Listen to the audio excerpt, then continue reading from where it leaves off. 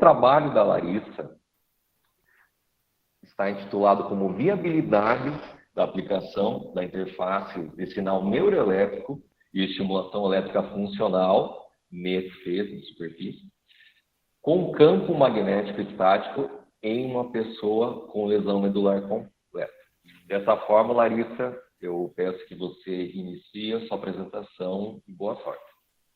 Obrigada. Então, vou começar a falar um pouquinho sobre o meu trabalho. O público, então, do meu estudo são aqueles com lesão medular, que é definida como uma condição neurológica que leva ao comprometimento parcial ou total das funções sensório-motoras e autonômicas. E uma das formas de intervenção muito estudadas nos últimos anos nessa população é o uso da interface cérebro-máquina, ligando então o cérebro por meio do sinal neuroelétrico ao músculo paralisado pela estimulação elétrica funcional, ou seja, havendo uma detecção da intenção do movimento, a fase acionada, acontecendo o movimento eletricamente estimulado. Tá, mas então como é possível alcançar a neuroplasticidade por meio dessa intervenção? Como eu falei, é necessária uma intenção do movimento, que é chamada de imagética motora. Ela ativa regiões sensório-motoras que são semelhantes das ativadas quando realmente nós realizamos um movimento. E ao fazer o treino dessa imagética motora repetidamente, pode induzir a mudanças na plasticidade cerebral. Outra intervenção que nós aplicamos foi o campo magnético estático, que também pode interferir na neuroplasticidade por meio do crescimento de neuritos que acontece paralelamente ao campo magnético aplicado. Sendo assim, o esperado é que, com o uso associado da interface e do campo magnético, resulte em neuroplasticidade que seja suficiente para a recuperação motora em indivíduos com lesão medular. Visto isso, o objetivo do meu estudo é investigar a viabilidade da aplicação da interface NESFES com o campo magnético estático sobre a resposta do músculo quadríceps femoral em uma pessoa com lesão medular completa. Inicialmente, então, para o recrutamento dos participantes, foi feita uma ligação telefônica para colher informações sobre a sua lesão e também explicar como acontece e quais são os objetivos do projeto. Então, ele foi convidado a conhecer o laboratório. Dentre os critérios de inclusão estão aqueles com idade igual ou superior a 18 anos, na fase crônica da lesão medular e na classificação da EJA A ou B. E como critérios de exclusão, eu destaco aqueles com projéteis de arma de fogo em região de tronco, que é contraindicado devido ao uso do campo magnético na intervenção. Trata-se de um participante, então, do sexo masculino, com 46 anos de idade, que teve um trauma raquimedular há 20 anos devido a um acidente automobilístico, e seu nível neurológico é C6, com classificação da EJA A. Faz o uso de sonda vesical de demora permanentemente, o seu controle intestinal é ausente, evacua a cada 2 dias e apresenta disfunção erétil. Vou falar um pouquinho sobre como foram feitas as avaliações. Então, inicialmente foi feita a avaliação neuromuscular pré e pós a última intervenção, que no total foram 9. E com o participante sentado, foi usado um eletromiógrafo para essa intervenção, e o avaliador posicionou os eletrodos sobre os músculos reto-femoral e vasto lateral bilateralmente, além de um eletrodo de referência na crista ilíaca direita. Então, o avaliador deu o comando para o participante estender bilateralmente os joelhos o máximo que conseguisse por 5 segundos, repetidos 2 vezes com intervalo de descanso de 10 segundos, sendo que a avaliação estava sendo toda registrada por um aplicativo de celular. E como parâmetro para normalização dos sinais, foi avaliado também o bíceps braquial, porque o valor normal durante a contração do músculo reto femoral que nós avaliamos é de aproximadamente 54% da contração normal do bíceps braquial. E para análise desses dados de avaliação, foi utilizado um programa chamado Octave, onde foram extraídos descritores do domínio de tempo e de frequência. Também foi feita a avaliação da espasticidade por meio da escala de Ashworth modificada, pré e pós em todas as intervenções, avaliando os músculos extensores de joelho e plantiflexores. Em todas as sessões, no início delas, foi aplicada uma avaliação do estado motivacional, para saber qual era o nível de motivação do participante naquele momento, que varia de muito desanimado a muito animado, ou seja, quanto maior a pontuação, mais motivado o participante estava naquele momento. Pré e pós a última intervenção, foi aplicado também o questionário de qualidade de vida na lesão da medula espinhal, que é um questionário dividido em 5 domínios, sendo que as alternativas variam de discordo totalmente a concordo totalmente, e quanto maior a pontuação, pior a qualidade de vida. Dentro das intervenções, antes mesmo delas iniciarem, foram feitas 3 sessões para familiarização do participante com a intervenção. E dentro da intervenção foram incluídos o sinal neuroelétrico, a estimulação elétrica funcional e o campo magnético estático.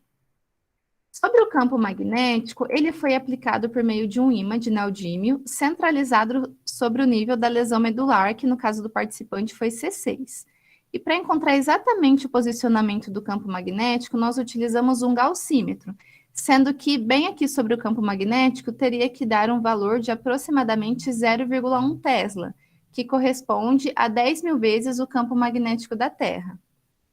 Dentro da intervenção também foi aplicado o FES, que foi customizado no laboratório, seguindo os padrões de segurança internacionais. Então, foram posicionados 2 eletrodos sobre a coxa direita do participante, para, então, estimular o músculo quadríceps femoral. Sobre o NES, foi utilizado um equipamento de EEG comercial, e o registro da atividade cerebral foi feito por meio de eletrodos distribuídos em um padrão de sistema 10-10, posicionados sobre as regiões CZ, C1, CFZ e CPZ. E também foram colocados eletrodos de referência sobre o processo mastoide dos ossos temporais. Antes mesmo de iniciar as intervenções propriamente ditas, foi feito o treinamento do NES para calibrar ele. Então, o instrutor se sentou à frente do participante e ficou atento no comando dado pelo programa. Foi solicitado ao participante, então, permanecer atento ao comando de voz do instrutor e também nos seus membros inferiores, que reproduziria o comando de voz. Em toda essa fase, foram registrados os sinais cerebrais do participante e enviado ao programa. Então, enquanto a tela permanecesse preta, o instrutor dava o comando para o participante imaginar que estava relaxado. E quando aparecesse a seta vermelha, o instrutor dava o comando para o participante imaginar a extensão de joelho direito. Esse treinamento resultou no valor de correlação cruzada, que é um valor que varia de 0 a 100%, e quanto maior esse valor, maior a diferença dos sinais cerebrais dos momentos de imagética motora de extensão de joelho e descanso. A aplicação da interface NESFES, da intervenção propriamente dita, foi da seguinte maneira.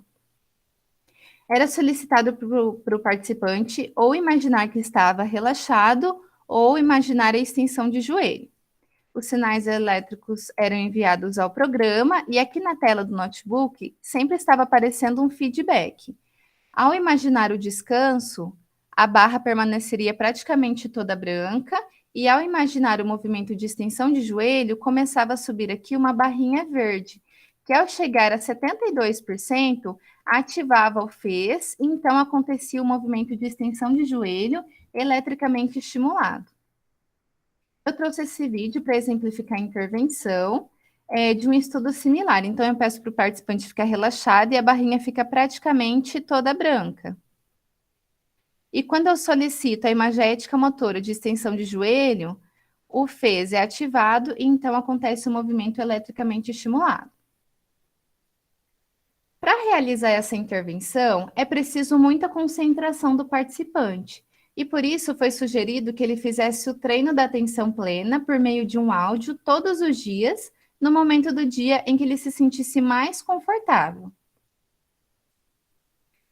Todo esse estudo eu fiz e eu queria saber o quê? Se ele é viável. Então, para avaliar a viabilidade da intervenção, nós contabilizamos a duração das etapas da intervenção, incluindo a montagem e desmontagem dos equipamentos e a duração total da sessão, e também investigamos o efeito aprendizado do participante, avaliando a quantidade de repetições de treinamentos que ele tinha que fazer para conseguir realizar as intervenções, e desses treinamentos, nós retiramos o valor de correlação cruzada, que também seria um item da viabilidade, e contabilizamos a porcentagem de erros e acertos da ativação da FES. Agora eu vou elencar os meus resultados, que estarão com a escrita preta, e os trabalhos correlatos, que sempre estarão com a escrita azul, para discutir com os meus achados.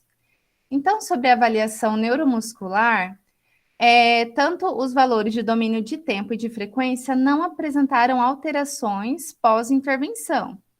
Não é difícil de imaginar o porquê isso aconteceu, porque a condição da lesão medular é muito complexa, a sua recuperação ainda está enfrentando grandes desafios, então, portanto, não houve diferença pré e pós da avaliação neuromuscular.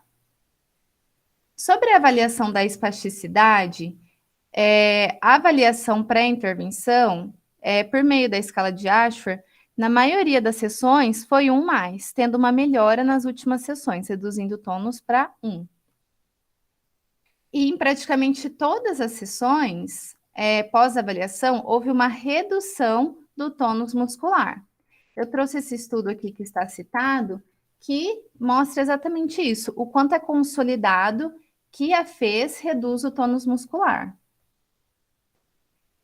A avaliação do estado motivacional do participante, que era feito no início de todas as sessões, variou entre 4 e 5, ou seja, ele sempre estava muito motivado nas sessões.